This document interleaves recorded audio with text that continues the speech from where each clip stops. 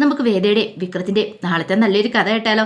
അതിനു മുമ്പ് ഒരു കാര്യം പറഞ്ഞോട്ടെ, ആദ്യമായി കാണുന്നവരുണ്ടെങ്കിൽ ചാനൽ ഇഷ്ടപ്പെട്ട ഒന്ന് സബ്സ്ക്രൈബ് ചെയ്യാൻ മറക്കരുത്. വീഡിയോ ഇഷ്ടപ്പെടുവാണെങ്കിൽ ലൈക്ക് ചെയ്യാനും നിങ്ങളുടെ വിലയേറിയ അഭിപ്രായങ്ങളൊക്കെ രേഖപ്പെടുത്താനും മറക്കരുത് കേട്ടോ. അങ്ങനെ നാളത്തെ കഥയിൽ നമ്മൾ കാണുന്ന മാഷിൻ്റെ വീട്ടിലേക്ക് വാസവൻ്റെ ഗുണ്ടകൾ ഇരച്ചു വരുവാണ്. പിന്നീട് അവിടെ വന്നിട്ട് അവിടെ ഓരോ സാധനങ്ങളൊക്കെ തല്ലി പൊട്ടിക്കുക. ഈ സമയത്ത് ഒച്ചപ്പാടും ബഹളവും കേട്ട് മാഷൊക്കെ ഞെട്ടി ഉണർന്നു. അവർക്ക് എന്താ ഏതാ ഇങ്ങനെയൊന്നും മനസ്സിലായില്ല. അങ്ങനെ ഒടുവിൽ വിശ്വം പറഞ്ഞു, ഞാൻ കഥ തുറന്നു നോക്കാം അച്ഛാന്ന് പറയണം. പക്ഷെ പുറത്ത് ഭയങ്കര ഒച്ചപ്പാടും വേളോ.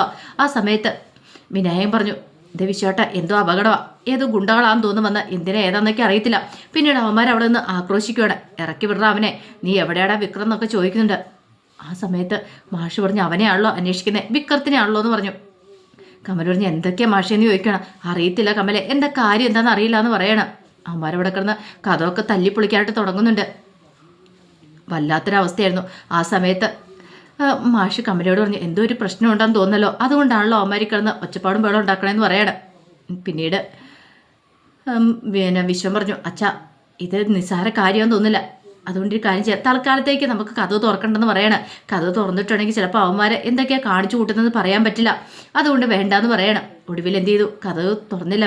കഥ തുറന്നിട്ടുണ്ടെങ്കിൽ ചിലപ്പോൾ ഇവരെയും കൂടെ തല്ലിക്കൊല്ലുമെന്ന് തോന്നി, അതുകൊണ്ട് കഥ തുറന്നില്ല. കുറേ സമയം വെല്ലുവിളികളൊക്കെ നടത്തിയിട്ട് അവന്മാരെന്ത് ചെയ്യണം, അവിടുന്ന് പോകണം. അവന്മാർക്ക് മനസ്സിലായി വിക്രം ഇവിടെ ഇല്ല, വിക്രം ഇവിടെ ഉണ്ടെങ്കിൽ പുറത്തിറങ്ങി വരുമല്ലോ. പിന്നീട് അവരങ്ങോട്ട് പോയി കഴിഞ്ഞപ്പോഴത്തേനും മാഷിനോട് കമൽ പറഞ്ഞു, മാഷെ എന്തൊക്കെ ഇവിടെ സംഭവിച്ചുകൊണ്ടിരിക്കുന്നത്, എനിക്കൊന്നും മനസ്സിലാവുന്നില്ല. അവരെന്തിനാ വന്ന് വിക്രത്തിനെ അന്വേഷിച്ച് വെല്ലുവിളിച്ചിട്ട് പോയത്, എന്താ കാര്യം എന്താന്നൊക്കെ ചോദിക്കണം. എനിക്കറിയില്ല എന്ന് പറയണം. ആ സമയത്ത് വല്ലാത്ത ടെൻഷനിലായിരുന്നു ശ്രീജ വിശ്വത്തോട് പറഞ്ഞു, വിശ്വേട്ടാ ഒരു കാര്യം ചെയ്യാം, വിക്രത്തെ ഒന്ന് ഫോൺ ചെയ്ത് നോക്ക്, എന്താ എങ്ങനെ എന്നൊക്കെ അറിയാലോ എന്ന് പറയണം. അങ്ങനെ വിക്രത്തെ വിളിക്കണം. വിക്രത്തെ വിളിച്ചിട്ട് കിട്ടുന്നില്ല. ഇത് വിക്രത്തെ വിളിച്ചിട്ട് കിട്ടുന്നില്ലോ എന്ന് പറയണം. അതെന്താ പോലും വിളിച്ചിട്ട് കിട്ടാത്തേ? ഒരു കാര്യം ചെയ്യാം, രാജയുടെ നമ്പറുണ്ട്, ഞാൻ അതിനകത്തൊന്ന് വിളിച്ചു നോക്കാമെന്ന് പറയണം. കൂട്ടുകാരനല്ലേ, ചിലപ്പോൾ അവരുടെ കൂടെ ആയിരിക്കും, ഇലക്ഷൻ പ്രചരണവുമായിട്ട് ബന്ധപ്പെട്ട് പോയിരിക്കുമായിരിക്കും. ഇനിയിപ്പം ഈ ഇലക്ഷൻ പ്രചരണവുമായിട്ട് ബന്ധപ്പെട്ട് എന്തെങ്കിലും പ്രശ്നമാണോന്ന് അറിയില്ലോ എന്നൊക്കെ കരുതിയിട്ടാണ് അങ്ങനെ പറയുന്നത്. ഒടുവിൽ രാജേട്ടനെ വിളിക്കണം. രാജേട്ടനെ വിളിച്ചിട്ട് വിക്രം എന്തിയെന്നൊക്കെ ചോദിക്കുക. വിക്രം ഇതിനായിട്ട് ഇവിടെ എത്തിയിട്ടില്ല, അവൻ എവിടെയാ എന്താ ഏതാന്നൊക്കെ ചോദിക്കണം. അപ്പോഴാണ് രാജേട്ടൻ കാര്യങ്ങളൊക്കെ പറയണേ, ഇതുപോലൊരു സംഭവമുണ്ട്, വരുൺ കൊല ചെയ്യപ്പെട്ടു, വരുണിനെ കൊന്നത് വിക്രമാണെന്നാ പറയണേ, അതിനെക്കുറിച്ച് കൂടുതൽ കാര്യങ്ങളൊന്നും അറിയില്ല എന്ന്. ഇത് കേട്ടപ്പോൾ മാഷിനും കമലയ്ക്കൊന്നും വിശ്വസിക്കാൻ പറ്റിയില്ല. ഒരിക്കലും തൻ്റെ മോനിനെ അങ്ങനെ തെറ്റ് ചെയ്യില്ല എന്ന് ഉറപ്പുണ്ടായിരുന്നു മാഷിന്. കമൽ പറഞ്ഞു, മാഷെ ഇത് ചതിയാന്ന് തോന്നല്ലോ, ഇതാരോ ശരിക്കും വിക്രത്തിനിട്ട് പണി കൊടുത്താന്ന് തോന്നേ. അപ്പോഴേക്കും നന്ദിനി ഒരു ദൈവമേ, ഇനി ആ വാസവൻ വെറുതെ ഇരിക്കുമോ, അയാൾ വീട് മിക്കവാറും കുട്ടിച്ചോറാക്കും, അല്ലെങ്കിൽ തന്നെ അയാളുടെ മകനെ ഒരു തവണ വിക്രം അടിച്ചെന്ന് പറഞ്ഞുകൊണ്ട് എന്തൊക്കെ പ്രശ്നങ്ങളുണ്ടായത്. ഈ വീട് ഇടിച്ചു നിരത്താൻ JCB വരെ വീട്ടിലേക്ക് വന്നു, ഇനിയിപ്പോൾ ആളുടെ അടുത്ത പ്രശ്നം ഇതാണോ, ഇനിയിപ്പോൾ എന്ത് ചെയ്യുമെന്നൊക്കെ ചോദിച്ചു. ആ സമയത്ത് ശ്രീജ പറഞ്ഞു, നീ ഒന്നും മിണ്ടാതിരിക്കാൻ നന്ദിനി, ഇപ്പം അതാണോ അവിടുത്തെ പ്രശ്നം, വിക്രത്തെ വിളിച്ചിട്ട് കിട്ടുന്നില്ല, എങ്ങാനും വാസുവിൻ്റെ ഗുണ്ടകളുടെ കൈ പെട്ടിട്ടുണ്ടെങ്കിൽ വിക്രത്തിൻ്റെ കാര്യത്തിലൊരു തീരുമാനം ഉണ്ടാവും. അതൊക്കെ ഓർത്തിട്ട് എല്ലാവർക്കും ഭയങ്കര ടെൻഷനാണ്. കമല കിടന്ന് കരയാൻ തുടങ്ങി. മാഷോട് നീ ഒന്ന് സമാധാനിക്കുക, നമുക്ക് നോക്കാമെന്നൊക്കെ പറഞ്ഞ് സമാധാനിപ്പിക്കുകയാണ്. പിന്നെ ഉള്ള ആ കുറച്ച് സമയം ആർക്കും ഉറങ്ങാൻ പറ്റുന്നുണ്ടായിരുന്നില്ല. വിക്രത്തെ വിളിച്ചിട്ട് കിട്ടുന്നില്ല, എവിടെ എന്താ എന്നൊന്നും ഒരു വിവരം പോലും അറിയത്തുണ്ടായിരുന്നില്ല. പക്ഷേ എല്ലാം പ്ലാൻ ചെയ്തായിരുന്നു ശ്രീകാന്തും ചന്ദ്രശേഖരനും ഒക്കെ. ഈ കാര്യങ്ങളൊക്കെ അവർക്കറിയായിരുന്നല്ലോ. അങ്ങനെ അവർ നേരെ ഹോസ്പിറ്റലിലേക്ക് വരുന്നുണ്ട്. ഹോസ്പിറ്റലിലേക്ക് വന്ന് വാസവനെ കാണുവാണ്. വാസവനെ സമാധാനിപ്പിക്കുക. എന്ത് ചെയ്യാൻ പറ്റും, അവന് ആ വിക്രം അത് ചെയ്തല്ലേ, അവനെ വെറുതെ വിടല്ല. കാര്യം പറഞ്ഞാൽ എൻ്റെ പെങ്ങളുടെ ഹസ്ബൻഡായിരിക്കും, അവൻ കാരണം എനിക്ക് എത്രമാത്രം നാണക്കേണ്ടെന്ന് അറിയാവോ, എല്ലാത്തിനും മുന്നിൽ അവനെ വെറുതെ വിടല്ലെന്നൊക്കെ വാസവനെ ഇങ്ങനെ മൂപ്പിക്കണം ഓരോന്ന് പറഞ്ഞ്. എങ്ങനെയെങ്കിലും വാസവൻ അവനെ തീർക്കണം, എന്നിട്ട് ആ പേരും പറഞ്ഞ് വാസവനെ അകത്തിടണം. അപ്പോൾ ആ ഒരു ശല്യം കൂടെ തീർന്നു കിട്ടും എന്നൊരു ചിന്തയായിരുന്നു അവരുടെ മനസ്സിലുണ്ടായിരുന്നത്. പിന്നീട് വരുണിൻ്റെ ബോഡിയൊക്കെ വീട്ടിലേക്ക് കൊണ്ടുപോകുന്നുണ്ട്. രാത്രി അത് വലിയ ന്യൂസായി. കാരണം വാസവൻ ഇലക്ഷൻ നിൽക്കുന്നുണ്ട്, പോരാത്തന്നെ MLA കൂടെ ആണല്ലോ. അങ്ങനെ കൊല ചെയ്യപ്പെട്ട് വരുന്ന പത്രത്തിലൊക്കെ ന്യൂസൊക്കെ ആ രാത്രി തന്നെ അടിച്ചു വരുവാണ്. അപ്പോൾ ഇതിൻ്റെ പിന്നിൽ ശ്രീകാന്തും ചന്ദ്രശേഖരനുമായിരുന്നു. പിറ്റേ ദിവസം രാവിലെ ദീപ്തി ഇതൊന്നും അറിയുന്നുണ്ടായിരുന്നില്ല. ദീപ്തിയെ വേദ ഇത് കാര്യത്തെക്കുറിച്ചൊന്നും അറിഞ്ഞിട്ടില്ല. അങ്ങനെ ദീപ്തി എഴുന്നേറ്റ് വന്ന് ചായ കുടിക്കാൻ തുടങ്ങുവാണ്. ആ സമയത്ത് ശ്രീകാന്ത് എന്ത് ചെയ്തു, പോയി പത്രം എടുത്ത് നോക്കിയപ്പോൾ അതിൻ്റെ ഫ്രണ്ട് പേജ് തന്നെ വലിയ തർക്കത്തോടുകൂടി ഉണ്ട്. പിന്നീട് നേരെ ദീപ്തിയുടെ അടുത്ത് എന്നിട്ട് ദീപ്തി ഇങ്ങ് നോക്കിയേ, പത്രത്തിനകത്തൊരു ന്യൂസ് ഉണ്ടെന്ന് പറയണം. ന്യൂസോ, എന്ത് ന്യൂസ്, നീ ഇത് നോക്കാൻ പറഞ്ഞുകൊണ്ട് കൊടുക്കുകയാണ്. ആ ന്യൂസ് വായിക്കുകയാണ് ദീപ്തിക്ക് സ്വന്തം കണ്ണുകളെ വിശ്വസിക്കാൻ പറ്റിയില്ല. വരുൺ കൊല ചെയ്യപ്പെട്ടു, കൊലയാളി വിക്രമാണെന്നും പറഞ്ഞുകൊണ്ടുള്ള ആ ന്യൂസായിരുന്നത്. അത് വായിച്ചു കഴിഞ്ഞപ്പോഴത്തേനും ദീപ്തിക്ക് തലകറങ്ങുന്ന പോലെയൊക്കെ തോന്നി. ആ സമയത്താണ് ശങ്കരനാരായണനും വേദ അവരൊക്കെ അങ്ങോട്ട് വരുന്നത്. അപ്പോഴേക്കും ദീപ്തി തലയിറങ്ങി വീണു. പെട്ടെന്ന് ദീപ്തിയെ കയറി ശങ്കരനാരായണൻ പത്മ എല്ലാവരും കൂടെ ചേർന്ന് പിടിക്കുകയാണ്. എന്താ കാര്യം എന്താന്ന് ചോദിക്കുകയാണ്. ആർക്കും കാര്യം എന്താണെന്ന് മനസ്സിലായില്ല. അച്ഛൻ ഈ ന്യൂസ് ഒന്ന് വായിച്ചു നോക്കാൻ പറഞ്ഞു. അപ്പോഴാണ് ശങ്കരനാരായണന് കാര്യം മനസ്സിലാകുന്നത്. പിന്നീട് വേദയ്ക്കും എന്താണെന്നറിയില്ല.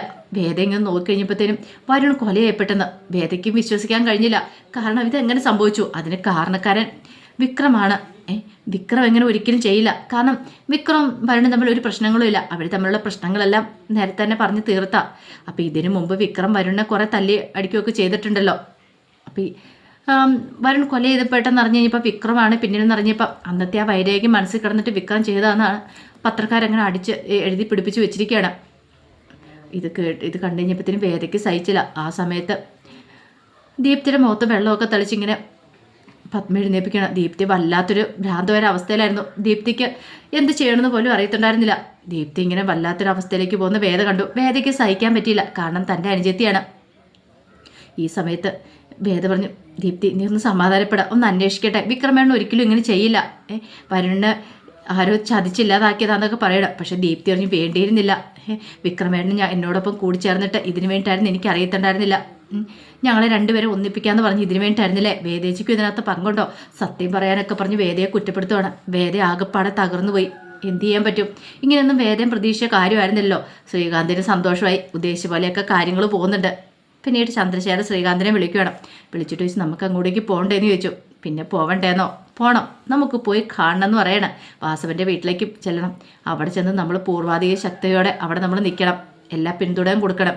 ഒരു കാരണവശാലും നമ്മുടെ നേരെ ആരും കൈ ചൂടാനായിട്ട് ഇടപെടില്ലെന്ന് പറയണം. വാസവന് സത്യങ്ങളൊന്നും അറിയാൻ പാടില്ലെന്ന്. ഇതേ സമയത്ത് വേദ ആകെപ്പാട് ടെൻഷനാണ്. വിക്രത്തെക്കുറിച്ചൊരു അറിവില്ല. വിക്രത്തിന് എന്ത് സംഭവിച്ചെന്ന് അറിയത്തില്ല. വിക്രമാണ് ഇത് ചെയ്തതെന്ന് വേദയ്ക്ക് വിശ്വസിക്കാൻ പോലും കഴിയുന്നുണ്ടായിരുന്നില്ല. പിന്നീട് വേദ എന്ത് ചെയ്തു? രാജേണ്ണനെ ഒന്ന് വിളിക്കുകയാണ്. രാജേണ്ണനെ വിളിച്ചിട്ട് വിക്രമത്തിനെ കുറിച്ച് എന്തെങ്കിലും വിവരം ഉണ്ടോ എന്ന് തിരക്കുവാണ്. ഒരു വിവരമില്ല വേദ. വിക്രത്തിനെ കുറിച്ച് ഒരു അറിവില്ല. വിക്രം ഒരിക്കലും അങ്ങനെ ചെയ്യില്ല. ഞങ്ങളോടൊപ്പം അവനുണ്ടായിരുന്നു പറയണം. അത് കേട്ട് കഴിഞ്ഞപ്പോഴത്തേനും വേദ പറഞ്ഞു, ഒരു കാര്യം ചെയ്യാം, എന്തെങ്കിലും വിവരം ഉണ്ടെങ്കിൽ എന്നോട് ഒന്ന് വിളിക്കണം എന്നൊക്കെ ഇങ്ങനെ വേദ പറയണം. വേദയ്ക്കും ഭയങ്കര ബുദ്ധിമുട്ടായിപ്പോയി. ഒരു കാരണവശാലും വിക്രം ചെയ്യില്ല. ശരിക്കും ഇതാരോ വിക്രത്തിനെ ചതിച്ചാന്നുള്ള കാര്യം വേദയ്ക്കും അറിയാം. പക്ഷെ ആരാ എന്താ ഏതാണെന്നും അറിയത്തില്ലോ. പിന്നീട് വരുണിൻ്റെ ബോഡി വീട്ടിലേക്ക് കൊണ്ടുവരുവാണ്. രേണുവൊക്കെ ഭയങ്കര കടച്ചിലായിരുന്നു. ശ്രീകാന്തും ചന്ദ്രശേഖരനും ഒക്കെ അങ്ങോട്ട് ചെന്നു. വാസവനെ സമാധാനിപ്പിക്കുന്നുണ്ട്. അവനെ വെറുതെ വിടലെന്നൊക്കെ പറഞ്ഞുകൊണ്ട് ധൈര്യമായിട്ടിരിക്കുക. എന്താണെങ്കിലും അവനെ ഞങ്ങളും വെറുതെ വിടാൻ പോകുന്നില്ലെന്നൊക്കെ പറഞ്ഞ് വാസവനെ സമാധാനിപ്പിച്ചു. ഇതേ സമയത്ത് ശ്രീനിവാസൻ അങ്ങോട്ടേക്ക് വന്നു. ശ്രീനിവാസന് എതിർ പാർട്ടിയിൽ നിൽക്കുന്ന ആളാണ്. എതിർ സ്ഥാനാർത്ഥിയും കൂടെയാണ്. അങ്ങനെ ശ്രീനിവാസൻ വന്ന് വരുണിനെ കണ്ട് റീത്തൊക്കെ വെച്ചു. പോകുന്ന സമയത്ത് വാസവൻ്റെ അടുത്തേക്ക് എന്ന് ശ്രീനിവാസൻ പറഞ്ഞു, അതെ ഒരു കാര്യം ഞാൻ പറയാം, ഒരു കാരണവശാലും ഇത് വിക്രം ചെയ്തിട്ടില്ല. വിക്രത്തിന് അങ്ങനെ ചെയ്യാൻ പറ്റില്ല. വിക്രത്തെ വെച്ച് ആരോ കളിക്കുന്ന, കാരണം വിക്രത്തിൻ്റെ പേരും പറഞ്ഞുകൊണ്ട് ആരോ ചതി ചെയ്തിരിക്കുന്ന, വിക്രമല്ല ഇത് ചെയ്തിരിക്കുന്നത്, വേറെ ആരുടെയോ കൊട്ടേഷനാന്ന് പറഞ്ഞു. പക്ഷേ എങ്കിലും വാസുവിനൊന്നും മിണ്ടിയില്ല. ശ്രീനിവാസനെ ഇങ്ങനെ നോക്കുക മാത്രമേ ചെയ്തത്. ശ്രീനിവാസൻ മനസ്സിലായി താൻ പറഞ്ഞ വാസവും വിശ്വസിച്ചിട്ടില്ല. കാരണം വിക്രം ചെയ്യുന്നൊരു ചിന്ത അയാളുടെ മനസ്സിൽ കടന്നു കൂടിയിട്ടുണ്ട്. കുറച്ച് കഴിഞ്ഞപ്പോഴത്തേനും വേദ അങ്ങോട്ടേക്ക് വരുണിനെ കാണാൻ വരുവാണ്. കാണാൻ വരാതിരിക്കാൻ പറ്റില്ലോ. കാരണം ഇപ്പോൾ വരുണിൻ്റെ സ്വഭാവം എന്താണെന്നൊക്കെ വേദയ്ക്ക് നന്നായിട്ട് അറിയായിരുന്നു. ദീപ്തിയും വരുണും നല്ലൊരു ജീവിതം അവർ തമ്മിലുണ്ടാവുമെന്നും വേദ വിശ്വസിച്ചിട്ടുണ്ടായിരുന്നു. അങ്ങനെ വേദയും കൂടെ വരുമ്പോഴത്തേനും ശ്രീകാന്തും ചന്ദ്രശേഖരനും ഒക്കെ അവിടെ ഉണ്ട്. വേദ അവരിങ്ങനെ രൂക്ഷമായിട്ട് നോക്കുകയാണ്. അപ്പോഴേക്കുമാണ് ശ്രീനിവാസൻ അകത്തുനിന്നും കൂടെ ഇറങ്ങി വരുന്നത്. വരുണിൻ്റെ ബോഡി കണ്ടിട്ട് ഇറങ്ങി വരുവാണ്. വേദയുടെ മുഖത്തേക്ക് നോക്കി. വേദ ആകെപ്പാടെ കരഞ്ഞു തറന്ന കണ്ണുകളൊക്കെയായിരുന്നു. കാരണം വേദയ്ക്കും വല്ലാത്ത ടെൻഷനായിരുന്നു. വരുണിൻ്റെ കാര്യം ഓർത്തിട്ടും അതുപോലെ തന്നെ വിക്രത്തിൻ്റെ കാര്യം ഓർത്തിട്ടും. ശ്രീനിവാസനും വേദ നേർക്ക് നേരെ വരുന്നുണ്ട്. പിന്നീട് ശ്രീനിവാസൻ വേദയോട് പറഞ്ഞു, വിക്രം ഒരിക്കലും അങ്ങനെ ചെയ്യില്ല, വിക്രത്തെ ആരോ ചതിച്ചാന്ന് പറയണം. അപ്പോഴേക്കും വേദയുടെ മനസ്സിലേക്ക് ചില ചിന്തകളൊക്കെ വരുന്നുണ്ട്. ഇനി പക്ഷേ ഇതിനകത്ത് ശ്രീനിവാസന് വല്ല പങ്കുണ്ടോ എന്നൊരു ചിന്തയൊക്കെ മനസ്സിലേക്ക് വരുവാണ്. അപ്പോൾ അതിൻ്റെ വിശേഷങ്ങളൊക്കെ കാണുന്നത്. എന്താണെങ്കിലും ഒരു കാര്യം ഉറപ്പായി, വേദ വെറുതെ ഇരിക്കില്ല. ഇനി വിക്രം എവിടെയാണെന്നുള്ള വിവരങ്ങളൊക്കെ വേദയ്ക്ക് കിട്ടും. വിക്രത്തെ രക്ഷിക്കാനായിട്ട് ഇനി വേദ ഇറങ്ങി പുറപ്പെടുകയും ചെയ്യും, രക്ഷിക്കുകയും ചെയ്യും.